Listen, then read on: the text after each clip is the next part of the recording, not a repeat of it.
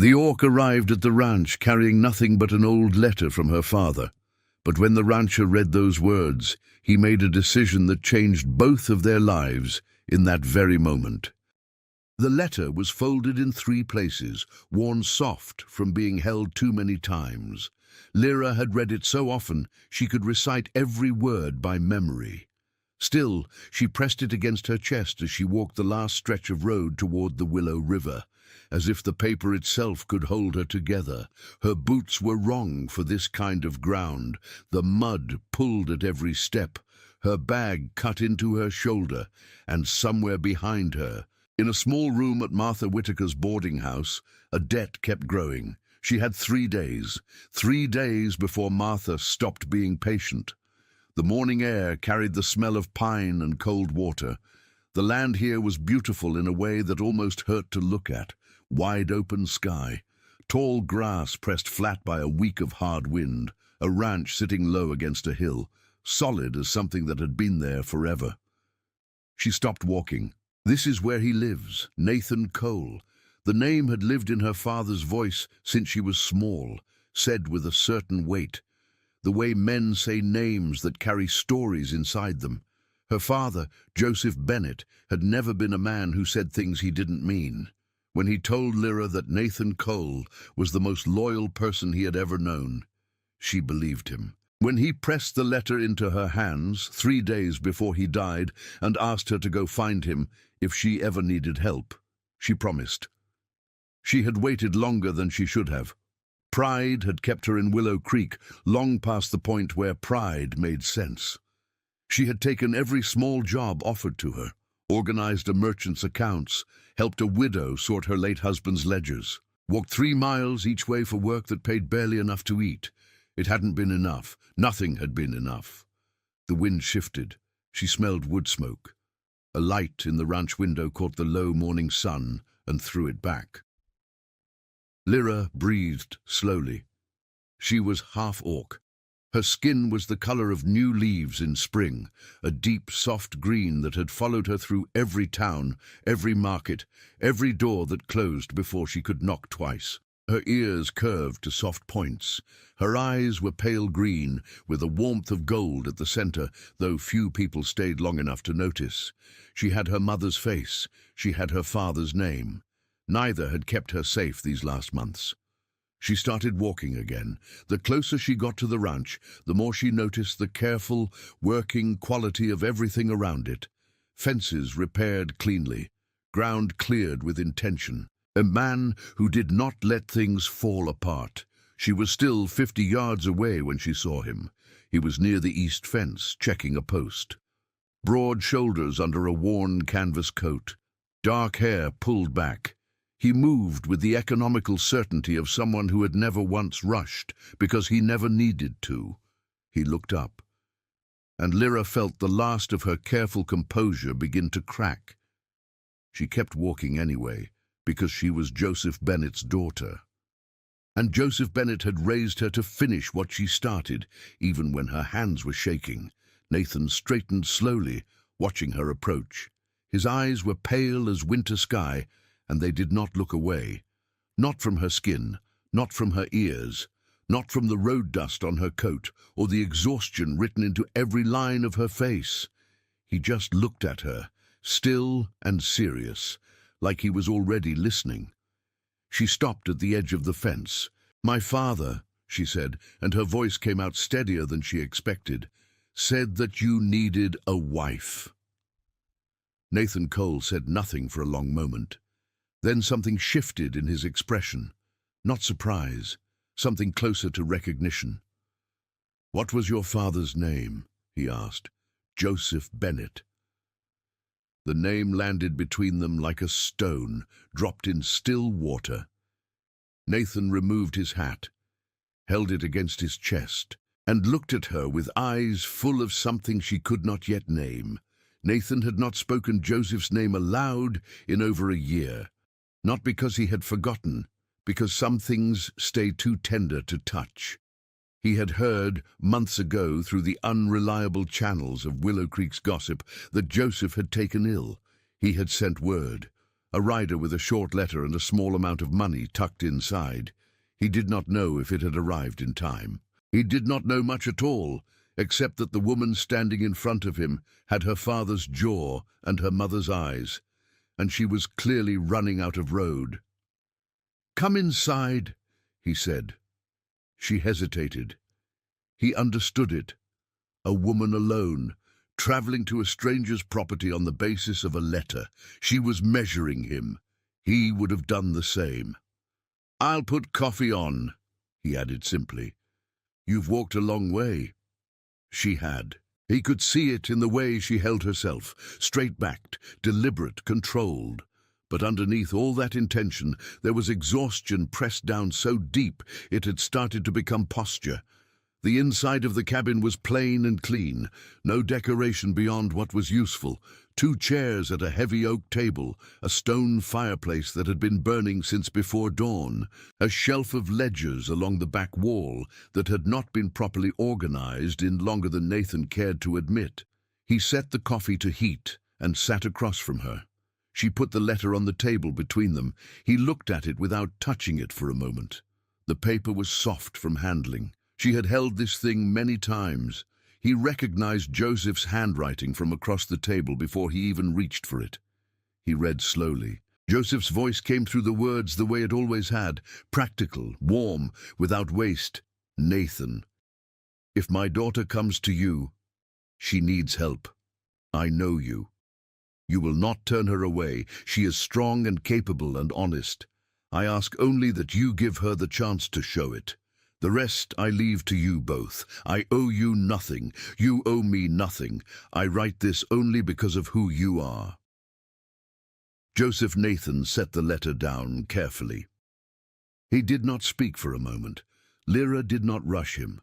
Good, he thought. She understood silence. That was already something. "He saved my life," Nathan said eventually.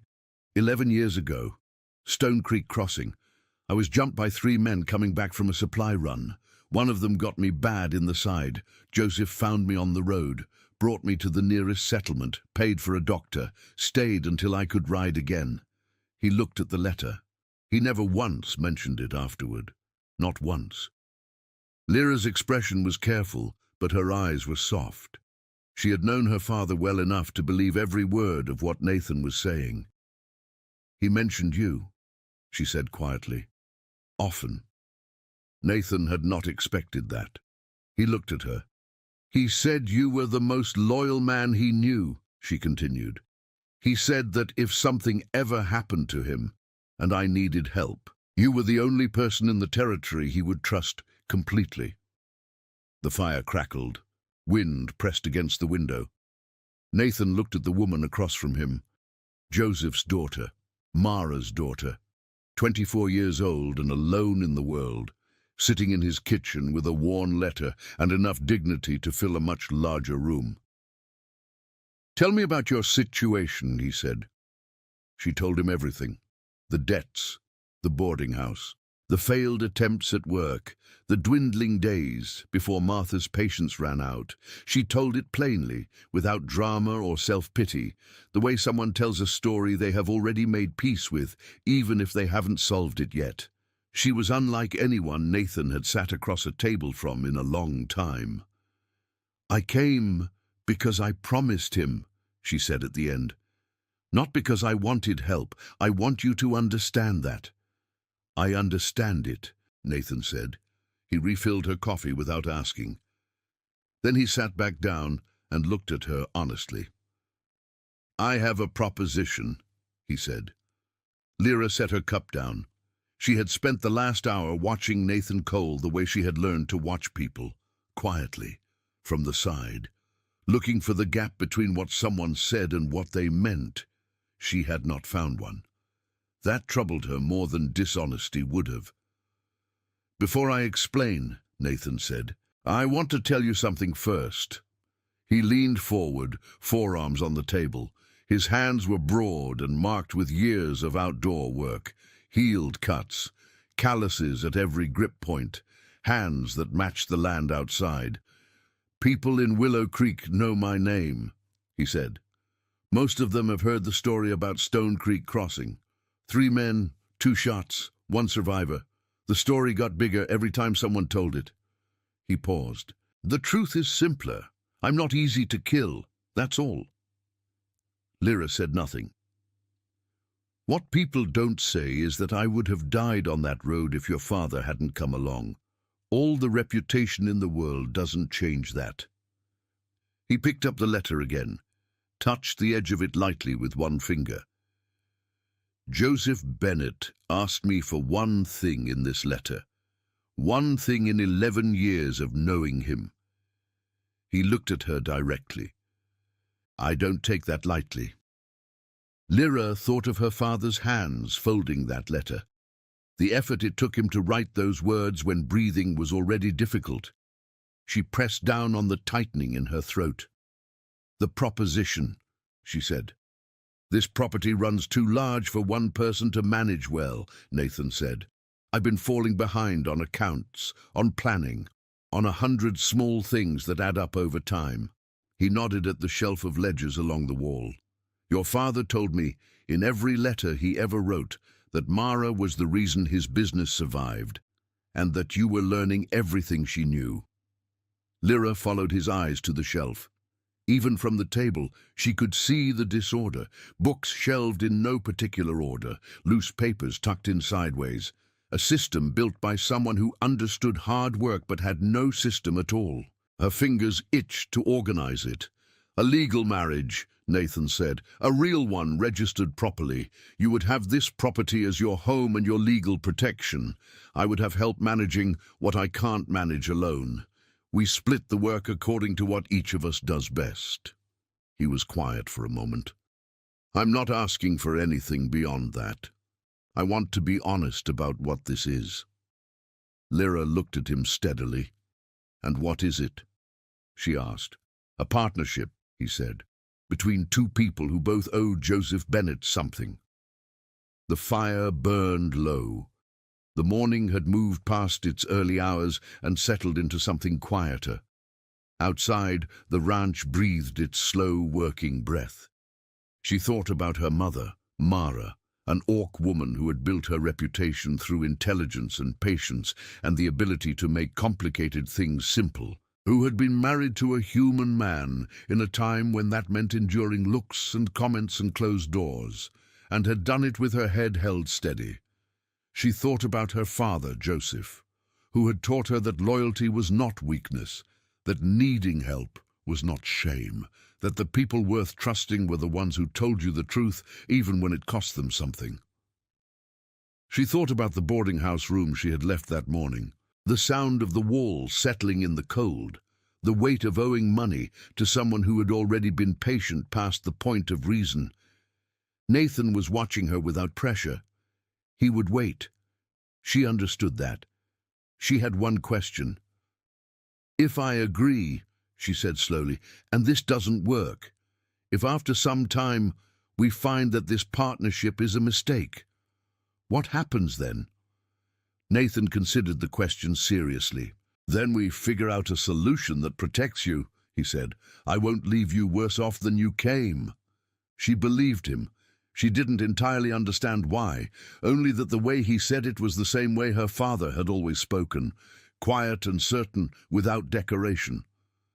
All right, Lyra said. Nathan nodded once. Outside, a hawk crossed the low winter sky. The morning they left for Willow Creek, Nathan wore his cleanest shirt. He had pressed it himself, which took longer than he expected, and came out less smooth than he intended, but he wore it without complaint. Some things deserved a person's best effort, even when that effort was imperfect. Lyra came out of the guest room wearing a dress he had not seen before. It was simple, dark green fabric, worn soft from age, fitted at the waist in a way that suggested it had been made for someone slightly smaller, or made years before the woman who wore it had grown fully into herself. My mother's, she said, noticing him look. Not defensively, just explaining. It's a good color, Nathan said. He was not a man given to unnecessary words.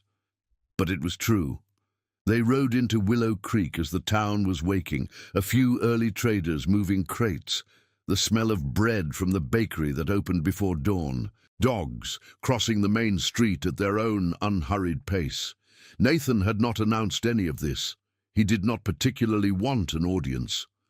Elias Parker, unfortunately, was always awake early.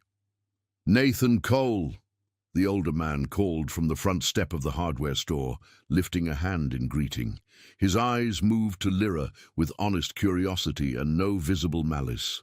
Elias had always been the kind of man who greeted the world the way it came. "Morning, Elias," Nathan said without slowing. "That's a fine day for whatever you're about," Elias called after them cheerfully. Arthur Whitlock's office was at the end of the main street, above the land records office. The judge was already at his desk when they arrived. He was 63 years old, white-haired, and had performed enough marriages in this territory to find nothing particularly remarkable about any combination of people standing in front of him. He read the paperwork Nathan had prepared, looked at both of them over his glasses. "You understand what you're agreeing to," he said. Not a question, more a final checkpoint. "We do," Nathan said. Lyra said it too. Elias Parker, who had somehow appeared behind them at the door, served as witness without being asked. He signed the papers with a small ceremony that suggested he considered it a privilege. "Good luck to you both," Arthur said. They were husband and wife. The walk back to the horse was quiet, not an uncomfortable quiet, more like the quiet that settles after something large has happened and the world has not yet decided how to arrange itself around it. Lyra held her small bundle of belongings against her side. Her other hand moved to the front of her dress once, touching the place where the letter always rested. It wasn't there anymore. She had left it on the table at the ranch. Nathan noticed. "You all right?" he asked. "Yes," she said. Then, after a moment, "It's strange. I promised him I would go to you if I needed help. I kept that promise. And now I feel like I've been holding on to it for so long that I don't quite know what to do without it." "Some promises are meant to be kept and then let go of," he said. Lyra looked at him. He didn't say anything else. She nodded slowly. They rode back to the ranch in the clear morning light. The Willow River caught the sun through the trees and threw pieces of it across the road. The air tasted of pine and cold, and something that might, in time, become familiar. Neither of them spoke much on the way home, but by the time they turned onto the property road, the silence between them had changed its quality, less like the careful quiet between strangers, more like the beginning of something that did not yet have a name. The first week was an exercise in politeness. They moved around each other like two people sharing a map they hadn't drawn together yet. Nathan went about his outdoor work before dawn. Lyra learned the kitchen's logic. They ate meals at the same table and spoke about practical things. Weather, what supplies were running low, which fences had been damaged by the last frost. Lyra did not touch the ledger shelf until the fourth day. She waited until Nathan was outside and then stood in front of it for a long moment, simply looking. The disorder was more complete than she had first estimated. Bills filed behind purchase records, seasonal accounts mixed in with permanent costs, numbers tallied in the margins of pages that were already filled with other numbers. She sat down and began. It took the better part of 2 days. But when she was finished, she had separated everything into clear categories, dated each entry, and identified 3 places where Nathan had been overcharged repeatedly by the same supplier without realizing it. She showed him that evening. Nathan looked at the numbers for a long moment. "How long has that been going on?" he asked. "At least 3 years, she said, "based on what I can trace." He was quiet, the specific expression of a man who had been working hard in the wrong direction and was only now finding out. My mother did this for merchants all over the region, Lyra said. She said the problem was never that people were dishonest with their numbers. The problem was they were too busy to look at them. She sounds like she was remarkable, Nathan said. She was. Lyra smoothed the edge of a ledger page. She taught me everything, not as lessons. She just let me sit beside her while she worked. I watched her turn chaos into something legible hundreds of times. She had this way of making the most tangled accounts feel solvable, patient and methodical, like she already knew the answer was in there somewhere and just needed to be found. And your father? Lyra smiled. It arrived and departed quickly, but it was real. He taught me how to talk to people, she said, which turned out to be just as useful. The following week, she put both lessons to use.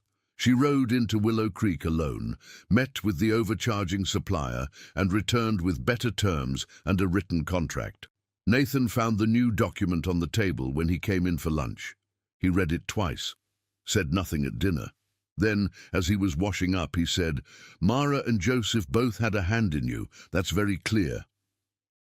Lyra looked up from the dish she was drying. "Is that a good thing?" she asked carefully. "Yes," he said, "it is." The cabin changed in small ways over the following days. Not because Lyra rearranged everything. She moved through the space thoughtfully, adjusting only what was genuinely disordered, leaving everything else where Nathan had placed it. A cup had its spot, a coat had its hook. She did not disturb the things that had meaning, even when they made no practical sense. He noticed. He began to notice many things. The way she always made enough coffee for two, the way she sat by the window in the evening with a piece of mending, not idle but resting her mind. The way she would stop sometimes while working outside and look at the river for a long moment, like she was saying something to it privately. One cold morning, she brought coffee out to where he was checking the fence line. They stood together in the early light, the river moving quietly through the frozen grass below. He didn't ask what she was thinking. She didn't ask what he was thinking. They stood there long enough to watch the sun clear the eastern ridge. Then they went back to work. Victoria Ashcroft arrived on a Thursday. Nathan saw the carriage from the field. Dark lacquered wood, a matched pair of horses. He knew that carriage.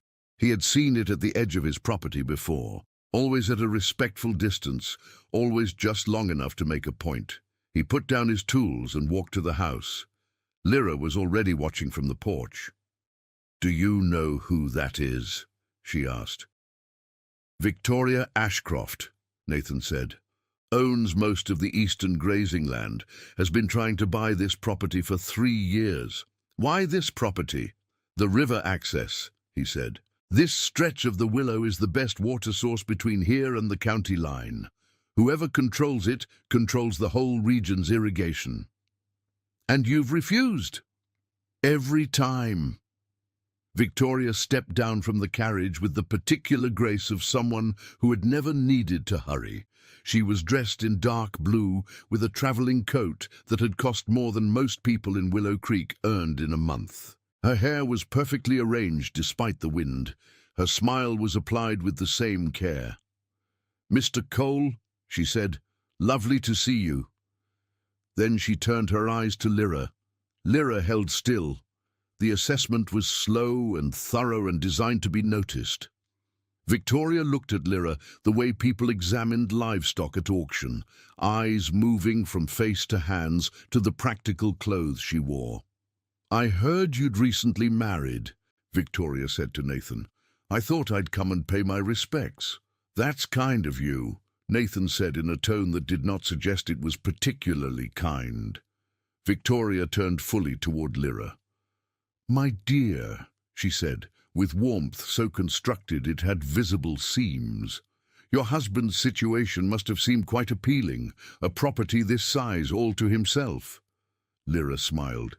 It was a careful smile, the kind that does not give anything away. "My husband's property is only part of what makes this place appealing," she said. "The land management has improved considerably. The supply contracts have been renegotiated. The seasonal accounts are now in excellent order. She tilted her head slightly. It's becoming quite profitable. Victoria's smile held, but something behind her eyes recalculated. How industrious, she said. She turned back to Nathan. The pleasantry had served its purpose. Now she came to her real point. I'll be direct, Mr. Cole. My previous offer stands, and I'm prepared to increase it. The land situation on the eastern side is becoming complex. Your position on the river would simplify things considerably. It would simplify things for you, Nathan said. The answer is the same as it was the last 3 times. Victoria's expression did not change, but the quality of her stillness changed. People's circumstances shift, she said pleasantly. I find that patience is almost always rewarded. She said goodbye with the same applied warmth she had arrived with. The carriage moved back down the road. Nathan watched it until it disappeared around the tree line. She won't stop, Lyra said. No, he agreed. She won't. Lyra was quiet for a moment, working through something internally. He'd started to recognize the look. She's not just negotiating, Lyra said finally. She's watching, waiting for something to go wrong. Nathan looked at her. What makes you say that? Because that's what you do, Lyra said simply, when you can't win by asking. She went back inside. Nathan stood on the porch a moment longer, looking at the empty road. He had the distinct feeling that Lyra had just understood something he hadn't finished thinking yet. The fire started at the edge of sleep. Nathan came awake to the smell before he understood what it was. His body moved before his mind caught up, the way it had trained itself to do after years of living alone in a place where being slow cost things. He was out of bed and at the window in seconds. The cellar barn was burning. Not from the chimney, not from a lantern left burning. The fire was at the base of the south wall, and it was moving with the purposeful speed of fire that has been helped along. He hit the door running. Lyra! His voice carried sharp and clean through the cold air. He did not wait to hear her wake. He was already moving for the water barrels by the time she appeared on the porch, taking in the situation with the same speed he had. She did not ask questions. She grabbed the second bucket. The cold was brutal. Their breath came in heavy, visible clouds. The fire had taken the first wall and was reaching for the roof beams. The stored hay fed it with enthusiasm. They worked in near silence, pass and return, water and fire and cold. Nathan's hands went numb within the first 10 minutes. He kept working. Lyra was beside him every step. She did not slow. She did not flinch from the heat or the smoke. Her eyes streamed from the ash in the air, and she kept moving. There was a moment, somewhere in the second half hour, when Nathan thought they were losing. The roof cracked. The eastern frame shifted. He grabbed Lyra's arm and pulled her back from the wall just as the highest beam let go. It came down in a cascade of sparks that spread across the snow and went out one by one in the wet dark. They stood and watched. Then, because there was nothing else to do, they kept working. By the time the fire was fully controlled, the night had moved toward the edge of morning. Half the stored hay was gone. The south wall was a skeleton of blackened beams, but the main structure stood. Lyra sat down in the snow, not collapsing, just choosing to stop for the first time in over an hour. Nathan crouched beside her.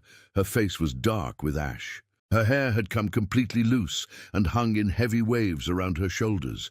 She was looking at the ruin of the south wall with the particular expression of someone adding numbers that are coming out wrong. "Are you hurt?" he asked. "No." She looked at her hands, reddened from cold and heat both. "Are you?" "No." She nodded. Then she stood up, moved back to the barn, and crouched near the base of the south wall. "Nathan," she said quietly. He came to stand beside her. She pointed. The snow near the foundation had melted and refrozen in an uneven pattern. A chemical smell came up through the cold when he bent closer. Distinct, familiar. Kerosene. Not the trace smell of a spilled lantern. More than that. Deliberate. He looked at her. "Someone set this fire," she said. He did not argue with her. He stood up and looked at the dark road leading off the property. The wind moved through the damaged beams above them. The river ran quiet and cold beyond the tree line.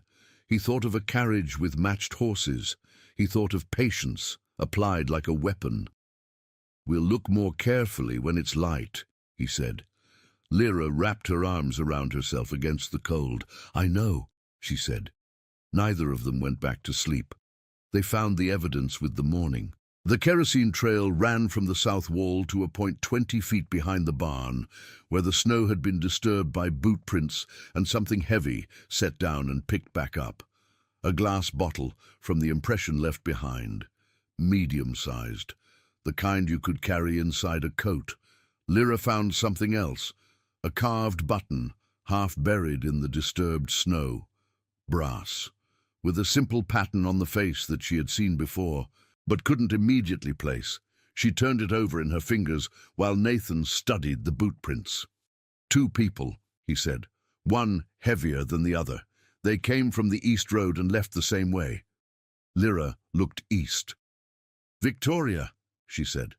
"I think so," Nathan said. "But thinking isn't proof." She kept turning the button over. Then it came to her. "The man at the feed store," she said. "When I renegotiated the supply contract, there was a man who came in toward the end of the conversation. He stood at the back and watched. He was wearing a coat with these buttons." She held it out. Nathan looked at it for a long moment. "Cole Granger," he said. "He works odd jobs for anyone who pays him, has done errands for Victoria before." He took the button carefully. "This is something. Enough? Not by itself," he said, "but it's a start." They rode to Willow Creek that afternoon.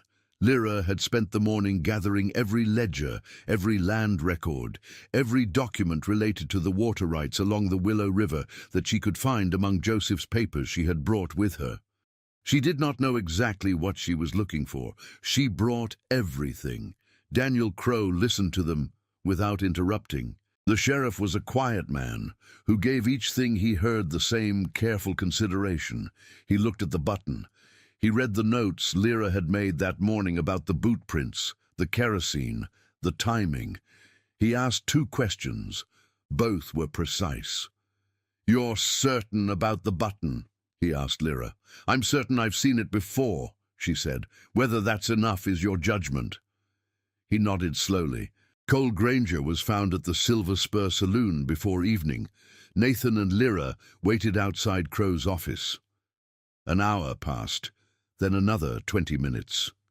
Lyra sat on the bench with her hands folded, looking at the main street of Willow Creek with the particular focus of someone keeping their face deliberately still. Nathan sat beside her. "How are you holding together?" he asked. She considered the question honestly. "My father used to say that the hardest part of trouble is waiting for it to become something you can do something about," she said. "I understand that now." "He said that to me once," Nathan said. She looked at him. "He said it to a lot of people," she said, and her voice caught slightly at the end and steadied again. "That was Joseph." The office door opened. Crow walked out, and his expression told them before his words did. Granger had confessed. Hired by Victoria Ashcroft to drive Nathan off the property. This was not the first time. There had been other incidents over the past 2 years, smaller ones, that could now be connected. The following days were complicated and thorough. Lyra pulled every land and water rights document she and her father had accumulated. Joseph had been meticulous. He had known years ago that those river rights were contested and had documented everything with the specific foresight of someone building a case for the future. She dismantled Victoria's legal claims 1 page at a time. Victoria left Willow Creek within the week. She sold at a loss and did not say goodbye. The morning after she left, Willow Creek felt different. Or perhaps Lyra had simply stopped bracing for something. She stood at the window of Crow's office signing the final paperwork when she felt Nathan come to stand beside her. She didn't look up, but she stopped, holding her breath. Spring came to the Willow River the way it always had, slowly, then all at once. One morning the frost was still hard on the ground, and 3 days later the south field was soft enough to plant. The grass along the riverbank came back in one long green exhale, as if the land itself had been waiting to start again. The cellar barn had been rebuilt through the winter, beam by beam. Nathan had done most of it. Lyra had helped where she could, passing boards and holding lines and making sure there was always something warm to eat at midday and coffee when the work ran long. They had not talked much during those months. Not because there was nothing to say, because some things settle better in quiet. The accounts were good. The water rights were documented and registered and no longer contested. The supply contracts ran cleanly. The property was, by every measure Lyra knew how to apply, healthy. She was sitting by the river on a morning in early spring, her shoes off despite the cold, watching the water move over the smooth stones. She had been thinking about her mother, about the way Mara used to sit very still when she was working through something important, as if stillness was its own kind of tool. About how her mother had once told her that the best things in life don't announce themselves. They arrive quietly, the way spring does, and you only understand what changed when you look back. She heard Nathan's step behind her. He sat down beside her on the bank without asking. He had the letter in his hands. She looked at it. "I found it on the table," he said. "You left it there the day we came back from Willow Creek." "I know," she said. "I left it there on purpose. I thought it was time to let it sit still instead of carrying it." He nodded. He turned the letter over once in his hands. "I have been thinking," he said, "about what your father asked, what he actually asked." "He asked you to take care of me," she said. "He asked me to give you a chance to show what you were," Nathan said. "There's a difference." The river moved. A bird crossed the sky above the far bank, banking once on the wind before disappearing into the tree line.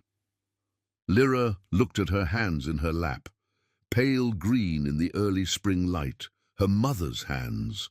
She thought of Mara wearing that dark green dress. She thought of her sitting at a merchant's table with her ledger open and her voice calm, turning someone else's disorder into something manageable. She had done that her whole life, made things work, made things last. Lyra had learned that from her. She had not expected to need it here, in this way, for this. "You've more than shown it," Nathan said. "Every day since you walked up that road, every ledger, every negotiation, every morning you brought coffee out to the fence line." He paused. "Every night you stayed up by the barn when the fire was out, but neither of us could sleep." She looked at him. His eyes were the color of winter sky, but they were warm, the way the sky sometimes is in the late afternoon when the light bends and turns everything soft. "I know this started as a practical arrangement," he said.